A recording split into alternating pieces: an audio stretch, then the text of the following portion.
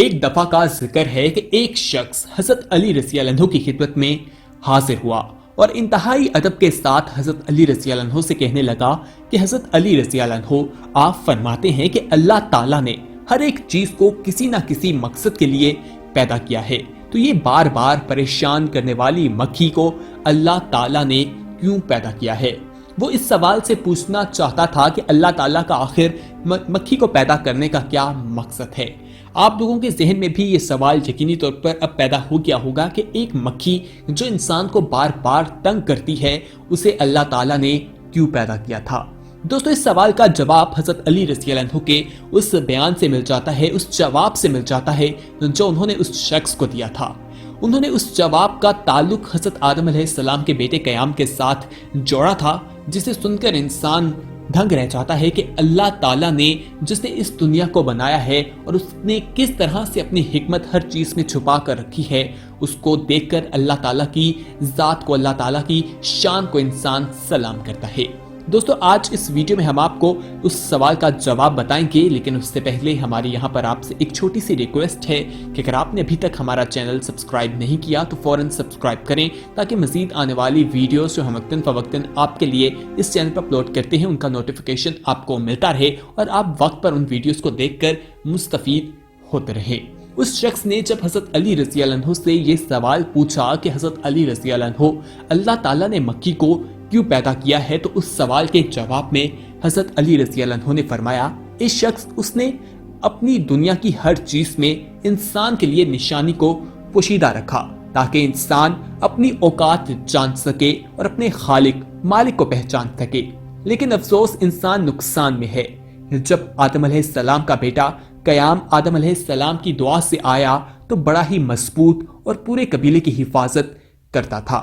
تو جیسے جیسے تھوڑا سا وقت گزرا اس میں تکبر آ گیا اور وہ خود کو عظیم اور اعلیٰ سمجھتا تھا۔ وہ یہ مانتا تھا کہ میں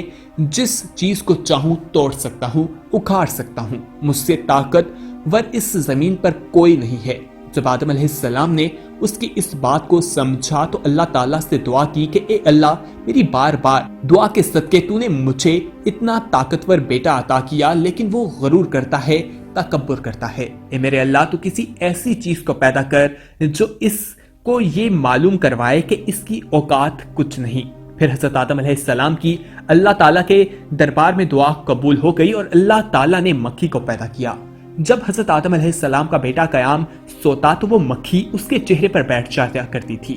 قیام کو پریشان کرتی تھی اور اس کو مارنے کی کوشش وہ کرتا تھا اور اس کا اپنا ہی ہاتھ اپنے چہرے پر لگتا تھا اور وہ سویا ہوا اٹھ جاتا تھا، پریشان ہوتا تھا۔ تو حضرت آدم علیہ السلام اپنے بیٹے سے کہنے لگے، اے قیام، تو اتنا طاقتور ہوتے ہوئے بھی اس مکھی پر اپنا اختیار نہیں رکھتا، تو سوچ اتنی بڑی کائنات میں جو اختیار رکھتا ہے وہ کتنا طاقتور ہوگا۔ جیسے ہی قیام نے اس بات کو سمجھا تو اس نے تکبر سے توبہ کر لی۔ دوستو، یہاں پر یہ بات سمجھنے والی ہے کہ حضرت آدم علیہ السلام نے اللہ تعالیٰ کی بارگاہ میں حاضر ہو کر کیوں بار بار دعا کی تھی کہ مجھے ایک ایسا بیٹا عطا کر جو طاقتور ہے۔ اس کا ایک واقعہ ملتا ہے، وہ یہاں پر ہم آپ کے لیے بیان کرتے ہیں۔ ایک مرتبہ حضرت بلال اور حضرت ابوذر گفتگو فرما رہے تھے۔ تھوڑی دیر کے بعد جب حضرت بلال چلے گئے تو حضرت ابوذر گہری سوچ میں چلے گئے اور پریشانی کی حالت میں حضرت علی رضی اللہ عنہ کی خدمت میں پہنچے، اور حضرت علی رضی اللہ عنہ نے حضرت ابوذر کے چہرے پر پریشانی کو دیکھا تو مسکرا کر پوچھا کہ اے ابوذر، پریشان کیوں ہو؟ حضرت ابوذر نے کہا کہ حضرت علی رضی اللہ عنہ، میرے دماغ میں ایک سوال چڑھ رہا ہے اور مجھے پریشان کرتا ہے۔ حضرت علی رضی اللہ عنہ نے ان سے جب سوال پوچھا تو حضرت ابوذر نے فرمایا کہ ہم سب حضرت آدم علیہ السلام کی اولاد ہیں، تو پھر ہم میں سے کچھ انسان گورے اور کچھ کالے کیوں ہیں؟ کچھ کے بال نرم اور کچھ کے بال سخت کیوں ہیں؟ کچھ کے ہونٹ موٹے تو کچھ کے ہونٹ پتلے کیوں ہیں؟ بس حضرت ابوذر کا اتنا کہنا تھا کہ حضرت علی رضی اللہ عنہ نے فرمایا، ابوذر، جب آدم علیہ السلام زمین پر آئے تو وہ بہت ہی نفیس تھے۔ جب آدم علیہ السلام کی اولاد بڑھنے لگی، اپنا رزق تلاش کرنے کے لیے مختلف جگہوں پر جانے لگی، تو اللہ تعالیٰ نے حضرت حشیش کے بعد جو فرزند حضرت آدم علیہ السلام کو عطا کیے ان میں نوکیب اور نالا کو جانوروں نے کھا لیا، تو حضرت آدم علیہ السلام نے اللہ سے دعا کی، اے میرے خالق مجھے ایسا فرزند عطا کر جو پہاڑ کی مانند ہو، میرے خاندان کی حفاظت کرے، جانوروں کو چیٹ دے۔ بس حضرت آدم علیہ السلام کی دعا اللہ کے دربار میں پہنچی اور حضرت آدم علیہ السلام کو اللہ تعالیٰ نے ایک بیٹا عطا کیا جس کا رنگ سیاہ، بال سخت اور ہونٹ اور دانت اتنے مضبوط تھے کہ وہ اپنے دانتوں سے کسی بھی چیز کو چھیڑ سکتا تھا۔ اللہ کے نبی حضرت آدم علیہ السلام نے اپنے اس بیٹے کا نام قیام رکھا۔ وہ پورے قبیلے کی حفاظت کرتا تھا، بہادری میں اس کا مثل کوئی نہ تھا، اور تبھی سے ہی انسانوں میں یہ فرق واضح ہو گیا۔ کچھ انسان حضرت شیش سے ہوئے جو گورے تھے، بال نرم تھے، جسم نازک تھا، اور کچھ انسان قیام کی نسل میں سے تھے جن کا رنگ کالا تھا، ان کے بال سخت تھے اور جسم مضبوط تھا اور ہونٹ موٹے اور مضبوط تھے۔ دوستو یہاں پر یہ ہمیں واضح طور پر معلوم ہو جاتا ہے کہ گورے اور کالے لوگوں میں فرق کب سے معلوم ہوا، اور اللہ تعالیٰ سے حضرت آدم علیہ السلام نے کیوں ایک ایسے بیٹے کے لیے دعا کی جس کا نام انہوں نے قیام رکھا تاکہ وہ ان کے قبیلے کی حفاظت کر سکے۔ اس کے بعد ہی اس کے اندر اپنی طاقت کی وجہ سے ایک تکبر آ گیا تھا، اور اللہ تعالیٰ کو تکبر کسی بھی صورت میں قبول نہیں ہے۔ اسی چیز کو دیکھتے ہوئے حضرت آدم علیہ السلام نے اللہ تعالیٰ سے دوبارہ دعا کی کہ اللہ تعالیٰ اس کا تکبر جو ہے اسے ختم کرنے کے لیے کچھ کر۔ تو اللہ تعالیٰ نے ان کے لیے مکھی کو پیدا کر دیا، اور جب وہ سو جایا کرتے تھے تو ان کے چہرے پر آ کر وہ بیٹھ جایا کرتی تھی، جو اتنے طاقتور تھے کہ اپنے دانتوں سے ہر چیز کو چھیڑ دیتے تھے، جانوروں کو چھیڑ دیتے تھے، لیکن ایک چھوٹی سی مکھی کے آگے وہ بے بس دکھائی دیتے تھے۔ تو حضرت آدم علیہ السلام نے اپنے بیٹے کو سمجھایا کہ کیا تکبر کرنا انسان کے لیے ٹھیک ہے یا نہیں۔ دوستو آج ہم اپنے معاشرے میں دیکھیں تو لوگ بہت تکبر کرتے ہیں۔ ہمارے دین اسلام نے ہمیں تکبر سے منع فرمایا ہے۔ آپ اس ویڈیو میں کمنٹ کر کے بتا سکتے ہیں کہ جو لوگ آج تکبر کرتے ہیں وہ اپنے آپ کو کیا سمجھتے ہیں۔ اپنی رائے کا اظہار نیچے کمنٹ باکس میں لازمی کیجیے گا، کیونکہ آپ کی رائے ہم تک پہنچنا بہت زیادہ اہمیت رکھتی ہے۔ حضرت علی رضی اللہ عنہ کی زندگی سے بے شمار واقعات ملتے ہیں جن سے ہماری رہنمائی ہوتی ہے اور ہمیں چیزوں کے بارے میں معلومات فراہم ہوتی ہیں۔ حضرت علی کے بارے میں ہمارے پیارے نبی حضرت محمد صلی اللہ علیہ وآلہ وسلم کا بھی قول ہے کہ اگر میں علم کا شہر ہوں تو علی اس کا دروازہ ہے۔ دوستو اس حدیث مبارکہ سے یہ بات تو واضح ہو جاتی ہے کہ جس نے بھی علم حاصل کرنا ہے جو حضور اکرم صلی اللہ علیہ وآلہ وسلم نے ہم تک پہنچایا ہے، اسے حضرت علی رضی اللہ عنہ کے زندگی سے ملنے والے واقعات سے ہوتے ہوئے ہی ان تک پہنچنے کو موقع ملتا ہے۔ حضرت علی وہ شخصیت ہیں جنہوں نے بچوں میں سب سے پہلے اسلام قبول کیا تھا۔ آپ صلی اللہ علیہ وآلہ وسلم کے چچا زاد بھائی تھے، اور آپ صلی اللہ علیہ وآلہ وسلم نے اپنی سب سے چہیتی بیٹی حضرت فاطمہ رضی اللہ عنہا کا نکاح بھی ان کے ساتھ کیا تھا۔ حضرت علی رضی اللہ عنہ کے ساتھ حضور اکرم صلی اللہ علیہ وآلہ وسلم کو بے حد پیار تھا۔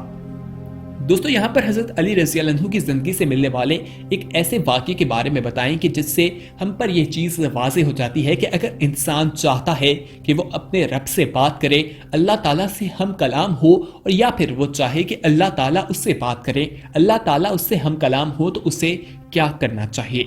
دوستو حضرت علی رضی اللہ عنہ نے فرمایا کہ جب وہ چاہتے ہیں کہ اللہ تعالیٰ ان سے بات کریں تو وہ قرآن پاک کی تلاوت کرتے ہیں۔ ان کے مطابق قرآن مجید میں اللہ تعالیٰ اپنے بندوں کو پکارتا ہے، کبھی کہتا ہے اے ایمان والو، کبھی کہتا ہے اے مومنو، کبھی کہتا ہے اہل کتاب والو، یعنی کہ اللہ تعالیٰ اپنے بندوں کو مختلف ناموں سے پکارتا ہے، اپنے بندوں سے بات کرتا ہے۔ اسی طرح حضرت علی رضی اللہ عنہ نے فرمایا کہ جب انسان چاہے کہ وہ اپنے رب سے بات کرے تو اسے چاہیے کہ وہ نماز ادا کرے جو اللہ تعالیٰ نے اپنے بندوں پر دن میں 5 وقت فرض کی ہے۔ اللہ تعالیٰ اور انسان کے درمیان جو رابطہ ہے اس کا ذریعہ نماز کو قرار دیا جاتا ہے، اور نماز میں اللہ تعالیٰ اپنے بندے کے پاس ہوتا ہے۔ اللہ تعالیٰ کا بندہ اپنے خدا کو سجدہ کرتا ہے، اس کی بارگاہ میں حاضر ہوتا ہے۔ لیکن افسوس کی بات یہ ہے کہ آج ہم ان تمام چیزوں سے دور ہوتے جا رہے ہیں، جس کی وجہ سے اللہ تعالیٰ اور انسان کے درمیان جو رابطہ ہے وہ کم ہوتا جا رہا ہے، فاصلہ بڑھتا جا رہا ہے،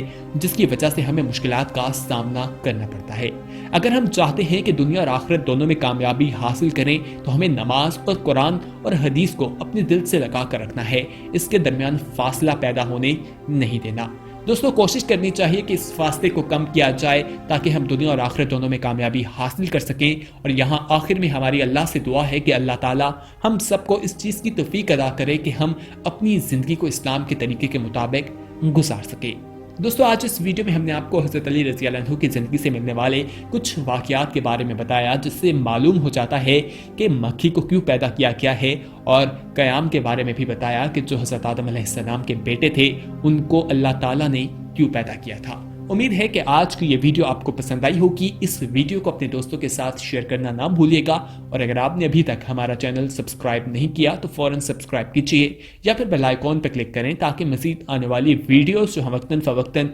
आपके लिए इस चैनल पर अपलोड करते हैं वो आपको वक्त पर मिलती रहें और आप उनसे मुस्तफ़ीद होते रहें। अगली वीडियो तक हमें दीजिए इजाज़त, अपना ख्याल रखिएगा। अल्लाह हाफ़िज़।